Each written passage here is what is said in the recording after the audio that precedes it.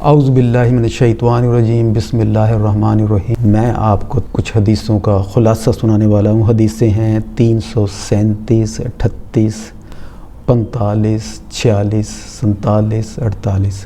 خلاصہ یہ ہے کہ حضرت عمر بن خطاب رضی اللہ عنہ اور حضرت عمار رضی اللہ عنہ دونوں پر غسل فرض تھا، سفر کی حالت میں تھے، تو حضرت عمار رضی اللہ عنہ نے لوٹ پوٹ ہو کر نماز پڑھ لی، لیکن حضرت عبداللہ بن خطاب رضی اللہ عنہ نے نہیں پڑھی۔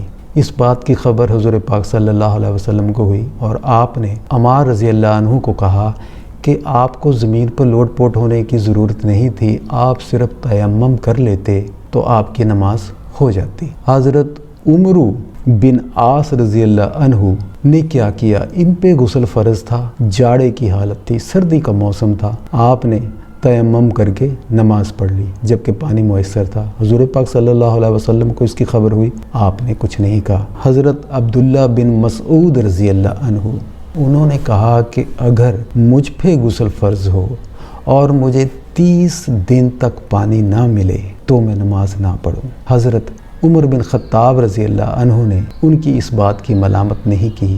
حضور پاک صلی اللہ علیہ وسلم ایک مرتبہ نماز پڑھا رہے تھے، ایک شخص نے نماز نہیں پڑھی، آپ نے پوچھا کہ آپ نے کیوں نماز نہیں پڑھی؟ تو اس نے کہا کہ مجھ پہ غسل فرض تھا۔ تو آپ صلی اللہ علیہ وسلم نے کہا آپ تیمم کر لیتے، یہ آپ کے لیے کافی تھا۔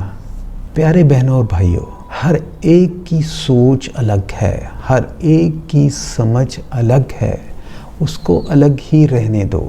سب انسانوں کی، اگر کوئی انسان چاہے کہ روئے زمین پر سب کی سوچ اور سب کی سمجھ ایک ہو جائے، ایسا نہیں ہو سکتا۔ اللہ تعالیٰ نے دنیا میں ایسا نظام نہیں بنایا، سب کو چھوٹا بڑا، امیر غریب، کم عقل زیادہ عقل والا بنایا ہے۔ ہم چھوٹی چھوٹی باتوں پہ ایک دوسرے پہ کفر کے دعوے لگانے لگ جاتے ہیں، بدعتوں کے فتوے لگانے لگ جاتے ہیں اور منافق کے فتوے لگانے لگ جاتے ہیں، اس کو جہنم یا جنت میں بھیج دیتے ہیں۔ میرے بھائیوں، اللہ تعالیٰ نے ہمیں اس کی اجازت نہیں دی ہے۔ جنت اور دوزخ اللہ کی ہے، وہ کس کو وہاں بھیجے گا یہ صرف وہی جانتا ہے، یہ ہم نہیں جانتے۔ ہمیں یہ اختیار نہیں دیا ہے، اس نے کسی کو اختیار نہیں دیا ہے کہ وہ کسی کو جنت یا جہنم میں پہنچا دے۔ اور حضور پاک صلی اللہ علیہ وسلم نے کہا ہے کہ دین میں تنگی مت پیدا کرو،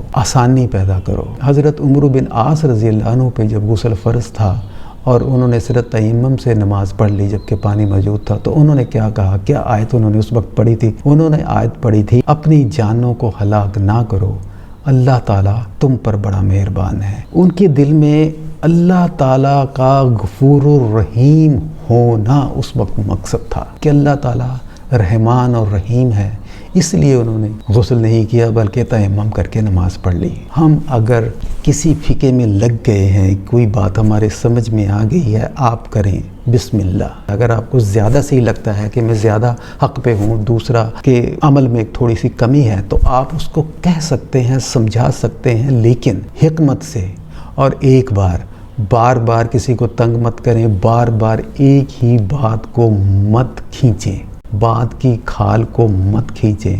اللہ تعالیٰ نے کہا ہے کہ میری رسی کو مضبوطی سے پکڑو اور آپس میں تفرقہ بازی مت کر۔ نبی کریم صلی اللہ علیہ وسلم کی ایک حدیث ہے جس میں انہوں نے کہا ہے کہ تباہ ہوئے بال کی کھال کھینچنے والے، بالوں کی کھالیں مت کھینچو۔ حدیثوں کو سمجھو، ان کی گہرائی کو سمجھو، قرآن کو سمجھو، اس کی گہرائی کو سمجھو۔ اللہ تعالیٰ نے دین آپ کے لیے اس لیے نازل نہیں کیا کہ آپ مشقت میں پڑ جاؤ، بلکہ دین کو آسان کر کے بنایا ہے۔